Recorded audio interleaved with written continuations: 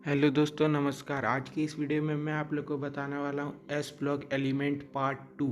अगर आपने पार्ट 1 नहीं देखा तो मैंने अपने डिस्क्रिप्शन बॉक्स में पार्ट 1 का लिंक दे रखा है, आप लोग वहाँ से जाके देख सकते हो। तो चलिए करते हैं वीडियो को स्टार्ट, बट उससे पहले आप लोग चैनल को सब्सक्राइब और वीडियो को लाइक कर लें।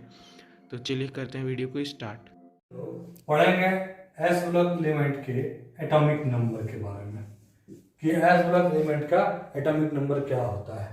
जैसे कि हम लोग जानते थे कि एस ब्लॉक एलिमेंट में hydrogen, lithium, sodium, potassium, rubidium और सीजियम, फ्रांसियम होता है। तो उसके एटॉमिक नंबर हम इस मैजिक नंबर के अकॉर्डिंग लिख सकते हैं। क्या होता है कि हाइड्रोजन का एटॉमिक नंबर 1 होता है। 1 में 2 ऐड कर देने से, मतलब पहला ऐड कर देने से 3 हो जाता है, तो लिथियम का एटॉमिक नंबर हो जाता है। लिथियम में 8 ऐड करेंगे तो 11 हो जाता है सोडियम का एटॉमिक नंबर। सोडियम में 8 ऐड करते हैं तो पोटेशियम का 19 एटॉमिक नंबर हो जाता है। और पोटेशियम में 18 ऐड करने से 37 हो जाता है रुबिडियम का एटॉमिक नंबर। फिर 18 ऐड करने से 55 हो जाता है सीजियम का एटॉमिक नंबर। ठीक उसी प्रकार 32 ऐड करने से फ्रांसियम का एटॉमिक नंबर 87 हो जाता है। ये फर्स्ट ग्रुप का था। अब सेकेंड ग्रुप का एटॉमिक नंबर के बारे में हम लोग पढ़ेंगे। सेकेंड के ग्रुप के एटॉमिक नंबर जैसे बेरिलियम, बेरिलियम के ऊपर कुछ नहीं है तो 2 है, क्योंकि 1 हाइड्रोजन का था तो हाइड्रोजन के बगल का ग्रुप का है, इसलिए ये 2 होता है। 2 में 2 ऐड करने के बाद 4 बेरिलियम का एटॉमिक नंबर।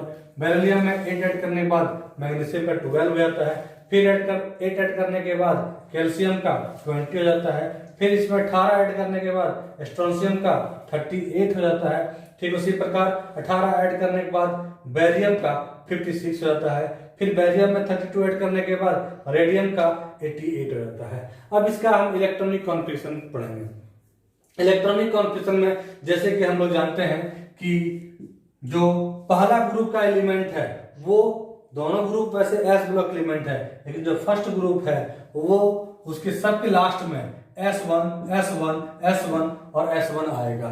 मतलब इसका मतलब हुआ कि सारा एलिमेंट एस ब्लॉक एलिमेंट का है और ग्रुप नंबर 1 का है, इसीलिए सबके लास्ट में इस प्रकार से आया है। जैसे कि पहले ही आप लोगों को हम बता चुके हैं कि इलेक्ट्रॉनिक कन्फर्मेशन क्या होता है। वैसे ही हाइड्रोजन का एक इलेक्ट्रॉन था तो 1s1 एस ब्लॉक में गया और एक ही इलेक्ट्रॉन लास्ट में आता है। लिथियम का एटॉमिक नंबर 3 होता है तो 1s2 2s1 होता है। मतलब इसका मतलब हम लोग समझ सकते हैं कि किसी भी एटम का, कोई भी एटम जो, जैसे मान लेते हैं लिथियम का एटॉमिक नंबर 3 होता है तो होता है इसका 1s2 2s1। यहाँ पे 2 जो है वो रो को बताता है, सेकेंड रो का एलिमेंट है। S जो है वो ब्लॉक को बताता है और 1 जो है वो ग्रुप को बताता है। किसी भी एलिमेंट, किसी भी एटम के इलेक्ट्रॉनिक कॉन्फ़िगरेशन लिख के हम बता सकते हैं कि वो किस ग्रुप का, किस रो का, किस कॉलम का एलिमेंट है। जैसे कि लिथियम सेकेंड रो का है, एस ब्लॉक एलिमेंट है और फर्स्ट ग्रुप एलिमेंट है। किस रो का है? सेकेंड रो का है, एस ब्लॉक का है और फर्स्ट ग्रुप का है। वो इलेक्ट्रॉनिक कन्फर्मेशन लास्ट इलेक्ट्रॉन जिसमें इंटर करेगा उसके अकॉर्डिंग हम लोग बता सकते हैं। अब हम लोग पढ़ते हैं अल्कली मेटल। अल्कली मेटल किसको बोलते हैं? अल्कली मेटल में कौन कौन आता है? अल्कली मेटल में लिथियम आता है। जैसे कि हम लोग जानते हैं कि हाइड्रोजन अल्कली मेटल नहीं होता है, हाइड्रोजन एक गैस है। लिथियम, सोडियम, पोटेशियम, रुबिडियम और सीजियम आप लोग जानते होंगे कि फ्रांसियम भी, ये जो है रेडियो एक्टिव एलिमेंट है, not a alkali element, radio active element है, इसीलिए हम इसको अल्कली मेटल में नहीं लिख सकते हैं। अब हम लोग पढ़ेंगे properties of alkali metal. There are 2 type of properties in any element. कोई भी एलिमेंट है उसका 2 टाइप का प्रॉपर्टीज होता है, एक फिजिकल प्रॉपर्टीज और एक केमिकल प्रॉपर्टीज के बारे में हम लोग पढ़ेंगे। Physical properties of alkali metal में सबसे पहला प्रॉपर्टीज हम लोग पढ़ेंगे एटॉमिक रेडियाई। एटॉमिक रेडियाई क्या होता है? किसी भी एटम, कोई भी एटम में उसके न्यूक्लियस, किसी भी एटम के न्यूक्लियस से आउटर मोस्ट ऑर्बिट, न्यूक्लियस से आउटर मोस्ट ऑर्बिट के डिस्टेंस को हम लोग बोलते हैं रेडियस बोलते हैं। ठीक उसी प्रकार इस ग्रुप में सबसे ज्यादा एटॉमिक रेडियस किसका होगा, तो जो जिसमें जितना ज्यादा नंबर ऑफ इलेक्ट्रॉन होगा उसका एटॉमिक रेडियस उतना ही अधिक होगा, क्योंकि जितना अधिक इलेक्ट्रॉन होगा उतनी अधिक ऑर्बिटों की संख्या होगी। जिस दिन अधिक नंबर ऑफ ऑर्बिट होगा उतना उसका न्यूक्लियस से डिस्टेंस बढ़ता जाएगा। ठीक उसी प्रकार लिथियम का एटॉमिक नंबर 3 होता है, जैसे कि हम पढ़ चुके हैं अभी। तो लिथियम में नंबर ऑफ इलेक्ट्रॉन 3 होता है, तो इसमें नंबर ऑफ ऑर्बिटों की आवश्यकता कम होती है जिस सोडियम के रिस्पेक्ट में। सोडियम में इससे ज्यादा ऑर्बिट बनेगा क्योंकि नंबर ऑफ इलेक्ट्रॉन इसमें 11 होता है। ठीक उसी प्रकार पोटेशियम में उससे ज्यादा होगा। तो ठीक उसी प्रकार top to bottom, down the group या टॉप टू बॉटम जाने पे एटॉमिक रेडियाई इंक्रीज कर रहा है। क्यों? नंबर ऑफ ऑर्बिट्स इंक्रीज कर रहा है, जिस कारण से ये इंक्रीज करेगा। अब लेफ्ट टू राइट, ये लेफ्ट है टू राइट जाने पे पीरियोडिक टेबल में एटॉमिक रेडियाई क्या होता है, डिक्रीज करता है बिकॉज जेड इफेक्ट इंक्रीजेज। जब हम लोग लेफ्ट टू राइट जाते हैं तो सब हर एक एटम में, हर एक एलिमेंट में नंबर ऑफ प्रोटॉनों की संख्या बढ़ती है बट ऑर्बिटल की संख्या नहीं बढ़ती है एस ब्लॉक एलिमेंट में, जिस कारण से लिथियम से कम एटॉमिक रेडियाई बेरिलियम का होता है। जबकि बेरिलियम का नंबर ऑफ इलेक्ट्रॉन 4 है और लिथियम का नंबर ऑफ इलेक्ट्रॉन 3 होता है, लेकिन फिर भी बेरिलियम का एटॉमिक रेडियाई लिथियम से कम होता है। ज्यादा एटॉमिक रेडियाई, मोर एटॉमिक रेडियाई लिथियम ग्रुप का होता है। इसके समानांतर जितने भी होता है, बेरिलियम के बाद मैग्नीशियम का एटॉमिक रेडियाई सोडियम से कम होता है, यही ज्यादा होता है। क्यों? क्योंकि इसका जेड इफेक्ट कम होता है, इसमें जेड इफेक्ट अधिक होता है।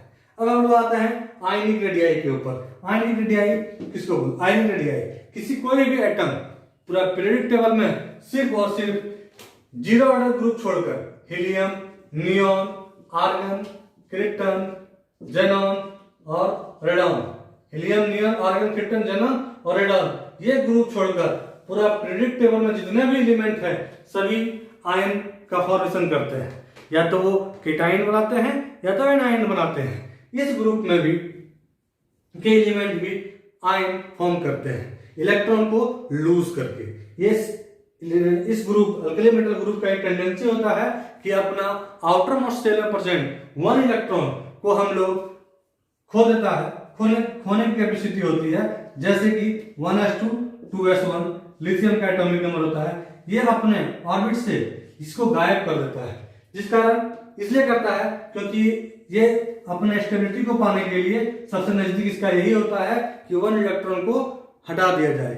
जैसे ही 1 इलेक्ट्रॉन हट जाएगा, ये लिथियम जो है वो हीलियम के जैसे हो जाएगा, क्योंकि हीलियम का भी एटॉमिक नंबर 2 होता है और उसके आउटर मोस्ट शेल में 2 इलेक्ट्रॉन होता है, या इनर मोस्ट शेल जो बोले आप। तो टॉप टू बॉटम जाने पे आयनिक रेडियाई भी, लेकिन आयनिक रेडियाई तो बढ़ेगा ही, क्योंकि सबका टेंडेंसी जब लिथियम 1 इलेक्ट्रॉन खो के आयंस का फॉर्मेशन करता है तो सोडियम भी उसी तरह 1 इलेक्ट्रॉन खोएगा, क्योंकि सारा एक ही ग्रुप, एक ही ब्लॉक का एलिमेंट है। तो लिथियम 1 इलेक्ट्रॉन खोएगा, सोडियम भी 1 इलेक्ट्रॉन खोएगा, पोटेशियम भी 1 इलेक्ट्रॉन डोनेट करेगा। तो डाउन द ग्रुप जाने पे, लिथियम से सोडियम जाने पे आयनिक रेडियाई तो इंक्रीज करेगा ही, सोडियम से पोटेशियम जाने पे भी आयनिक रेडियाई इंक्रीज करेगा, पोटेशियम से रुबिडियम जाने पे भी आयनिक रेडियाई इंक्रीज करेगा। लेकिन लेफ्ट टू राइट, यहां फिर से लेफ्ट टू राइट जाने पे आयनिक रेडियाई जो होता है वो डिक्रीज करेगा, क्योंकि इधर जेड इफेक्ट ज्यादा होता है, जैसे कि हम लोग एटॉमिक रेडियस में पढ़ चुके हैं। ये था एटॉमिक रेडियाई और आयनिक रेडियाई।